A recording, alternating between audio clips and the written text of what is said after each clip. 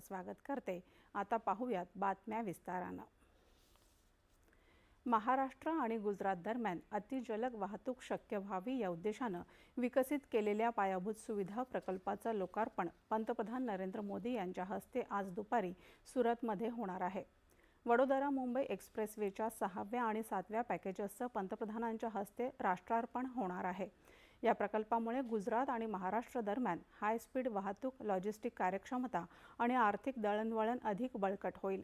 तसंच आदिवासी भागांमधील दळणवळण सुधारण्यासाठी आणि स्टॅच्यू ऑफ युनिटीपर्यंतचा प्रवास अधिक सुलभ करण्यासाठी पंतप्रधान राष्ट्रीय महामार्ग क्रमांक 56 वरील महत्त्वपूर्ण टप्प्यांच्या चौपदरीकरणासह इतर महत्त्वाच्या पायाभूत सुविधा प्रकल्पांची पायाभरणीही करणार आहेत।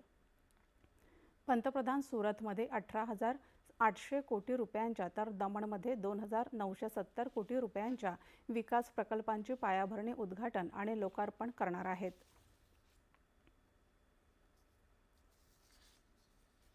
भारत अमेरिका व्यापार करार लवकरच प्रत्यक्षात येईल असा विश्वास